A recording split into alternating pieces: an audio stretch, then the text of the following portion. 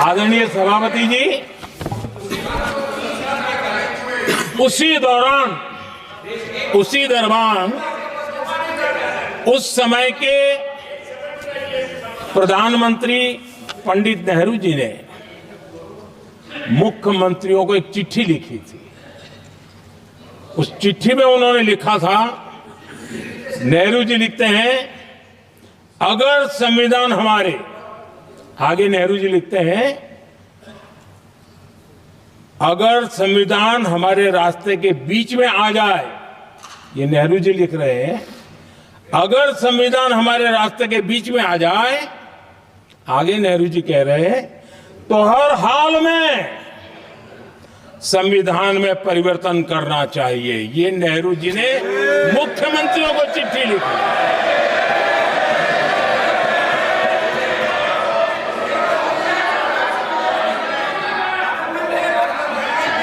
और आदरणीय सभापति जी, ये भी देखिए, 1951 में ये पाप किया गया, लेकिन देश चुप नहीं था। उस समय राष्ट्रपति डॉक्टर राजेंद्र प्रसाद जी ने चेताया, ये गलत हो रहा है। उस समय स्पीकर पद पर बैठे हुए हमारे स्पीकर महोदय ने भी पंडित जी को कहा, गलत कर रहे हो। इतना ही नहीं, आचार्य कृपलानी जी, जयप्रकाश नारायण जैसे महान कांग्रेसी लोगों ने भी पंडित नेहरू ने कहा कि ये रोको, लेकिन पंडित जी का अपना संविधान चलता था और इसलिए उन्होंने इतने वरिष्ठ महानुभावों की सलाह मानी नहीं और उसे भी उन्होंने दरकिनार कर दिया। और आदरणीय सभापति जी, ये संविधान संशोधन करने का ऐसा खून कांग्रेस के मुंह लग गया कि समय समय पर वो संविधान का शिकार करती रही। ये खून मुंह पे लग गया। इतना ही नहीं, संविधान के स्पिरिट को लहू लहान करती रही। आदरणीय सभापति जी, करीब 6 दशक में 75 बार संविधान बदला गया। आदरणीय सभापति जी, जो बीज देश के पहले प्रधानमंत्री जी ने बोया था, उस बीज को खाद पानी देने का काम एक और प्रधानमंत्री ने किया। उनका नाम था श्रीमती इंदिरा गांधी।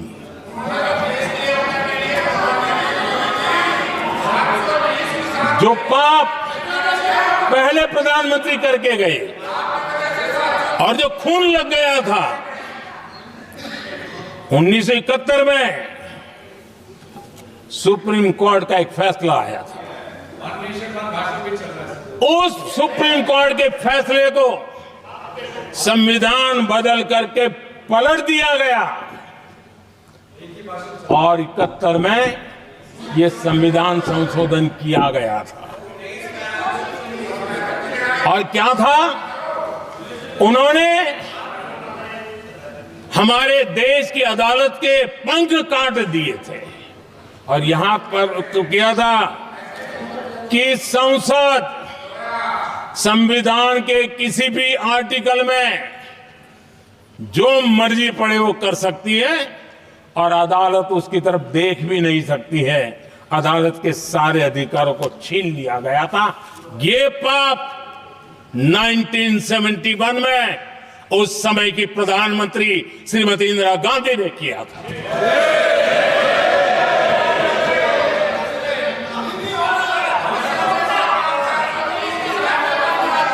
और इस परिवर्तन ने इंदिरा जी की सरकार को मौलिक अधिकारों को छीनने का और न्यायपालिका पर नियंत्रण करने का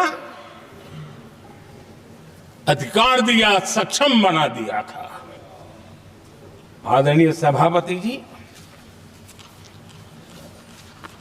खून मुंह पे लग गया था, कोई रोकने वाला था नहीं। और इसलिए जब इंदिरा जी के चुनाव को गैर रीति के कारण, असंवैधानिक तरीके से चुनाव लड़ने के कारण अदालत ने उनके चुनाव को खारिज कर दिया और उनको एमपी पद छोड़ने की नौबत आई, तो उन्होंने गुस्से में आकर के देश पर इमरजेंसी थोप दी, आपातकाल लगा दिया अपनी कुर्सी बचाने के लिए।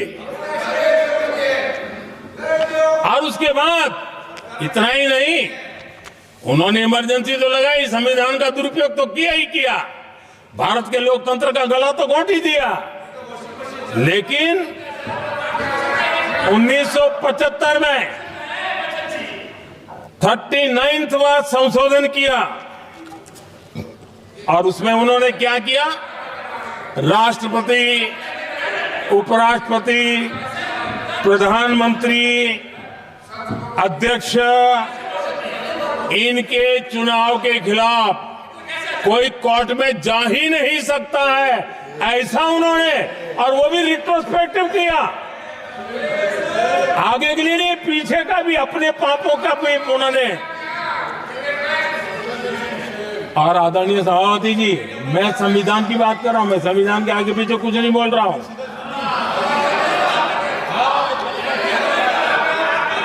आदरणीय सभापति जी,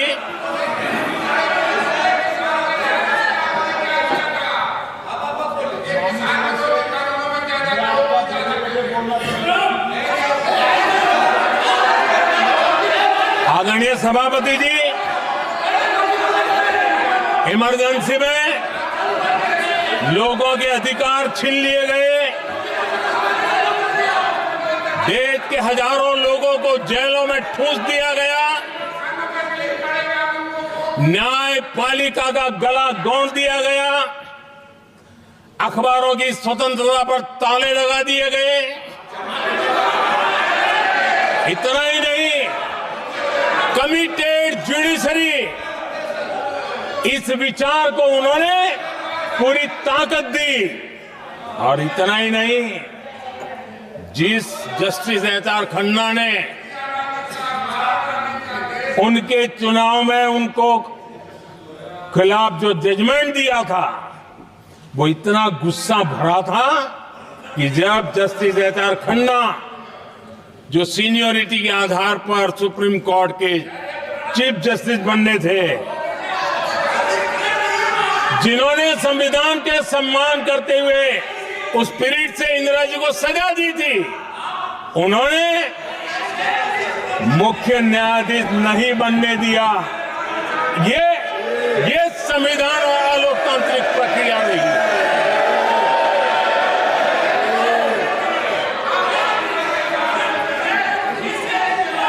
आदरणीय सभापति जी,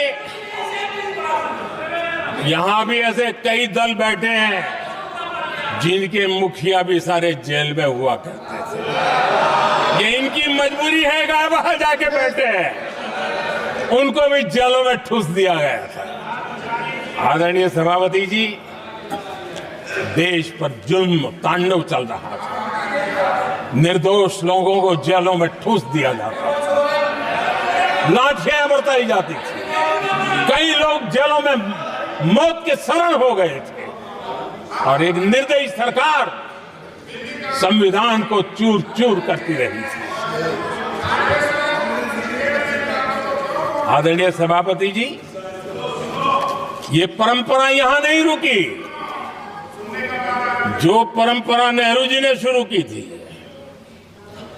जिसको दूसरे प्रधानमंत्री जी इंदिरा जी ने आगे बढ़ाया, क्योंकि खून मुंह पे लग गया था, और इसलिए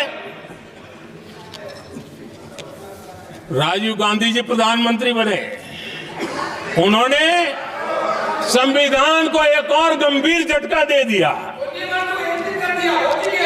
सबको समानता, सबको समानता, सबको न्याय, उस भावना को चोट पहुंचाई। आदरणीय सभापति जी, आपको मालूम है सुप्रीम कोर्ट ने शाहबानो का जजमेंट दिया था। एक भारत की महिला को न्याय देने का काम संविधान की मर्यादा और स्पिरिट के आधार पर देश की सुप्रीम कोर्ट ने दिया था। एक वृद्ध महिला को उसका हक मिला था सुप्रीम कोर्ट से, लेकिन उस समय के प्रधानमंत्री राजीव गांधी ने शाहबानो की उस भावना को, सुप्रीम कोर्ट की उस भावना को नकार दिया और उन्होंने वोट बैंक की राजनीति के खातिर संविधान की भावना को बलि चढ़ा दिया और कट्टरपंथियों के सामने सर झुकाने का काम कर दिया। उन्होंने न्याय के लिए तड़प रही एक वृद्ध महिला को साथ देने के बजाय उन्होंने कट्टरपंथियों का साथ दिया। संसद में कानून बना करके सुप्रीम कोर्ट के निर्णय को फिर एक बार पलट दिया गया। आदरणीय सभापति जी, बात वहां से नहीं अटकी है। नेहरू जी ने शुरू किया, इंदिरा जी ने आगे बढ़ाया और राजीव जी ने भी उसको ताकत दी, खाद पानी देने का काम किया। क्यों? संविधान के साथ खिलवाड़ करने का लहू उनके मुंह लग गया। आदरणीय सभापति जी, अगली पीढ़ी भी इसी खिलवाड़ में जुड़ी पड़ी है। एक किताब को मैं कोट कर रहा हूं, उस किताब में जो लिखा गया है और उसमें प्रधानमंत्री उस समय के मेरे पहले जो प्रधानमंत्री थे उनको कोट किया है। उन्होंने कहा है, मुझे यह स्वीकार करना होगा कि पार्टी अध्यक्ष सत्ता का केंद्र है। ये मनमोहन सिंह जी ने कहा है, जो एक किताब में लिखा गया है। मुझे यह स्वीकार करना होगा कि पार्टी अध्यक्ष सत्ता का केंद्र है। सरकार पार्टी के प्रति जवाबदेह है। इतिहास में पहली बार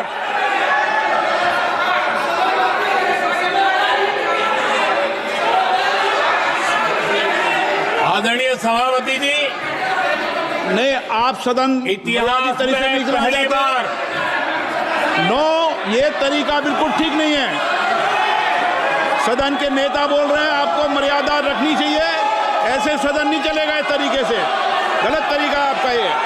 माननीय प्रधानमंत्री जी, आदरणीय सभापति जी, इतिहास में पहली बार संविधान को ऐसी गहरी चोट पहुंचा दी गई।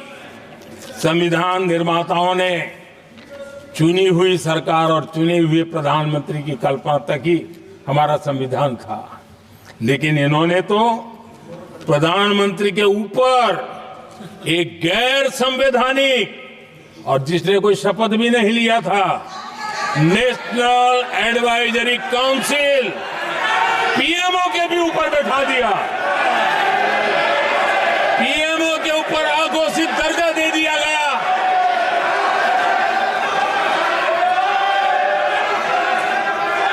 आदरणीय सभापति जी, इतना ही नहीं, और एक पीढ़ी आगे चले और उस पीढ़ी ने क्या किया? भारत के संविधान के तहत देश की जनता जनार्दन सरकार चुनती है और वो सरकार का मुखिया कैबिनेट बनाता है। ये संविधान के तहत है। इस कैबिनेट ने जो निर्णय किया, संविधान का अपमान करने वाले अहंकार से भरे लोगों ने पत्रकारों के सामने कैबिनेट के निर्णय को फाड़ दिया। संविधान को हर मौके पर संविधान के साथ खिलवाड़ करना, संविधान को न मानना, ये जिनकी आदत हो गई थी। और दुर्भाग्य देखिए, एक अहंकारी व्यक्ति कैबिनेट के निर्णय को फाड़ दे और कैबिनेट अपना फैसला बदल दे। ये कौन सी व्यवस्था है?